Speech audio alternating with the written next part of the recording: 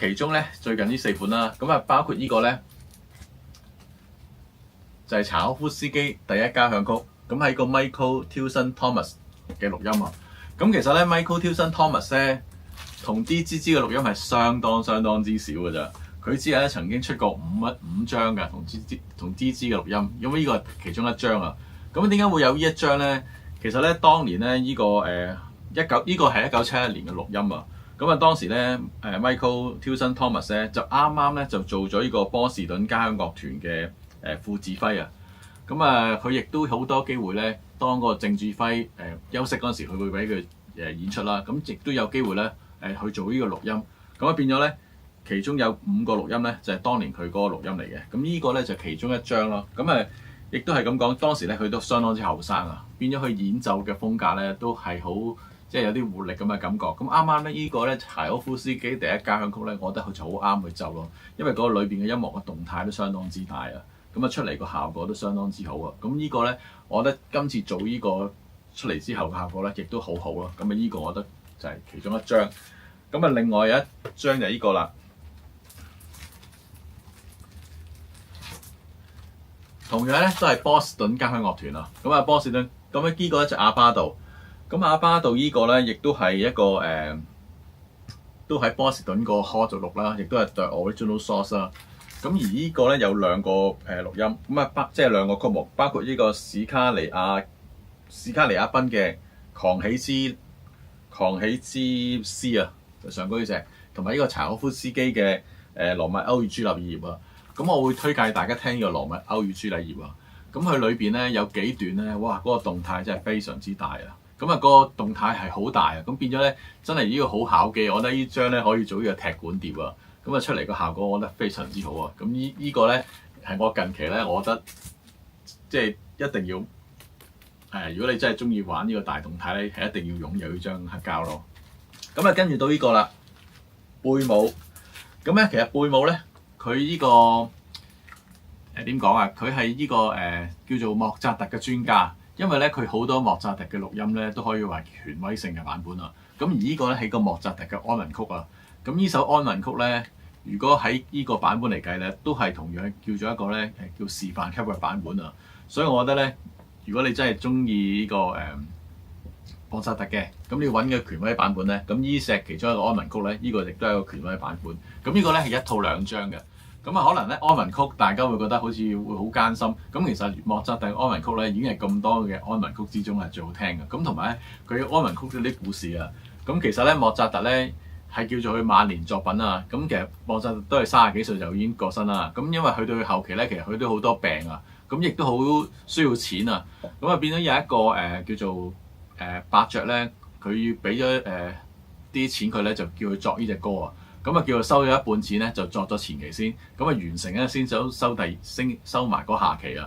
咁其實咧呢一次咧，佢就係呢隻歌未作完咧，其實阿莫扎特都已經過咗身㗎啦，所以可以話係佢遺作啊。咁點解未作完咧？而家都可以仲有呢個錄音出得嚟咧？因為咧之後咧，其實佢嘅學生咧幫佢完成埋佢未完成嘅部分啦，所以咧最後咧就出咗呢張叫做莫扎特安魂曲嘅最後一首嘅作品咯，所以就有呢首啦。咁呢個咧就係值得大家去欣賞嘅作品咯。咁啊，跟住講呢張咧，呢張真係特別要講啊！咁點解會特別要講咧？因為咧呢個咧係 The Original Source 嘅系列裏邊咧一個叫做一個考驗啊！如果你睇翻上 YouTube 咧，你揾翻一條片咧，就講呢個製作呢個 The Original Source 呢個製作影片咧，你會見到咧做呢張咧卡拉揚指揮嘅帕納摩樂馬勒第6交響曲咧。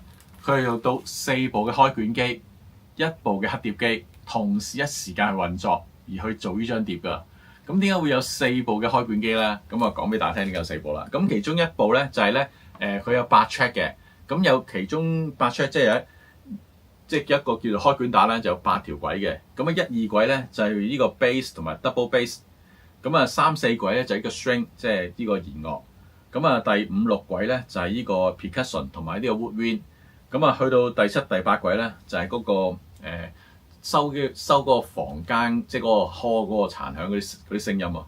咁啊，1部機啦。咁啊，第2部機咧，原來當時錄音咧，另外仲有一個錄音帶咧，就專係幫手咧就錄低當時嗰個場館個效果啊。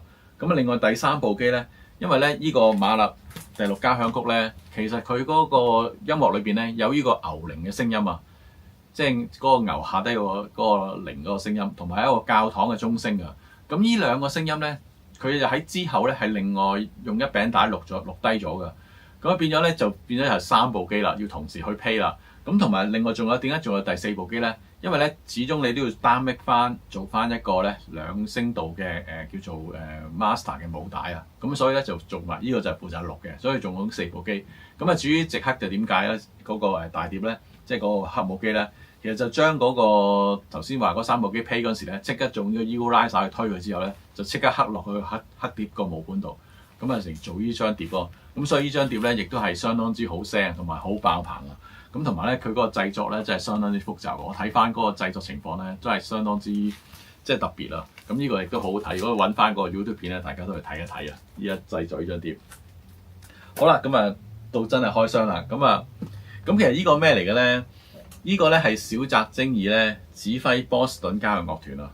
咁其實小澤征爾咧，佢照做一個日本嘅指揮家啦，但係喺呢個西方嗰個樂壇，即係古典樂壇裏邊都相當出名啊。咁佢有2個師傅，即係其中有2個師傅咧，一個咧就係卡拉揚，一個咧就伯恩斯坦。咁其實咧真係好少指揮咧可以同時咧有呢2個師傅嘅。咁而佢咧小澤征爾就好彩啦，即係可以有拜呢2個為師啊。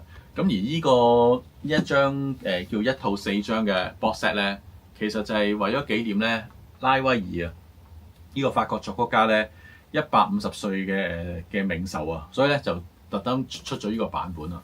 咁同埋咧，點解會我再強調一次咧？波士頓交響樂團咧，咁我近期咧，我發覺咧有一張新嘅唱片啊，呢個亦都係拉威爾㗎。咁啊喺呢個趙成真，咁咧佢呢張唱片咧，亦都係錄呢個拉威爾嘅鋼琴嘅協奏曲啦。咁亦都喺呢個波士頓交響樂團嗰個錄音嚟㗎。咁亦都喺波士頓嗰個 hall 度錄啊。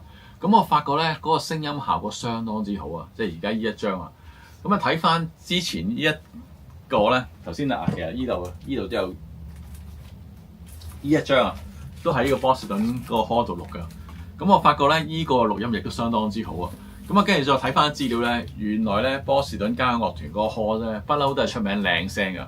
咁啊最近咧，原來喺呢個都唔係最近㗎啦，睇下先。喺2006年咧，呢個 hall 咧重新去裝修過啊。咁啊個舞台嘅地板咧重新換過啊。咁原來咧，佢哋照翻以前嘅方法去換啊，咁啊，盡量咧唔想改變嗰個 hall 嘅聲音啊，所以而家啲叫新錄音咧，我覺得出嚟嗰個波士頓交響樂團個 hall 嗰個效果咧，都係好靚噶。咁而且以前咧，亦都係相當之靚啊。咁所以咧，今次呢一套咧，拉威爾咧呢個小澤征爾咧指揮呢個波士頓交響樂團咧，其實我都有好大期望啊，因為如果聽過幾次咧，呢個我都發覺咧真係相當之好聲。咁啊，解開嚟啦，真係開俾大家睇下啦。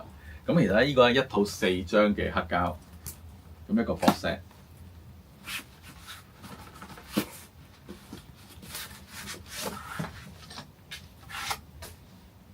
咁呢個咧，全部都係拉威爾咧一啲管弦樂、交響樂嘅作品嚟嘅。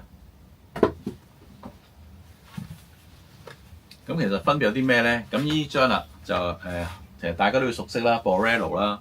咁另外咧有呢個圓舞曲，同埋呢個西班牙狂想曲。咁呢個入邊咧其實都有一個證書咧，就係話用翻個原裝母帶去製作啊。咁呢個咧就係波士頓交響樂團個 hall 啦。咁睇翻啲資料咧，其實呢個波士頓交響樂團咧都係同呢個維也納黃金廳個設計差唔多，係一個好長形嘅鞋盒嚟㗎。咁所以可能亦都係咁嘅原因咧。亦都所以好聲咁，同埋咧再睇翻咧，原來咧佢當年咧起個 hall 嗰陣時咧，真係揾一啲聲學專家去做嘅，係揾呢個哈佛大學啦，揾個聲學專家咧去研究呢個 hall 點樣做得靚聲啊，所以佢出得靚聲咧，其實都有原因嘅。咁啊，第2張啦，咁呢個咧就包括有呢個鵝媽媽。咁呢首鵝媽媽咧，其實原本咧係個4手聯彈嘅鋼琴曲目嚟嘅。不過之後拉威爾咧就將佢改編成為呢個管弦樂嘅作品啦。咁亦都有呢、個古風小步舞曲，同埋呢個舒普蘭之舞啊。咁啊，總共有3個作品啦。咁亦都打開睇到啦。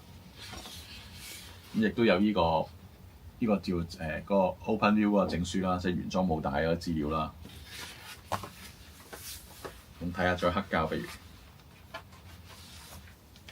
咁啊！依個咧個系列咧，通常都係用咗呢個黑色嘅套啊。咁我都覺得呢個套都 OK 嘅。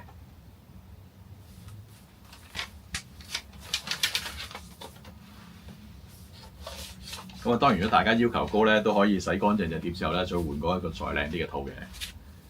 好啦，今日到第3章啦。咁呢個咧係達夫尼與克羅伊啊。咁其實係一個芭蕾舞嘅音樂嚟嘅。咁啊，都係拉威爾嘅作品啦，當然。咁你打開睇到啦。咁又有小澤征爾嘅相啦。咁其實佢印刷都好靚嘅。咁佢又唔係用一啲鋼面，佢用一個瓦面嘅印刷，但係我都覺得幾好咯。摸落去質感都相當之靚啦。咁啊，呢度寫住對 original source。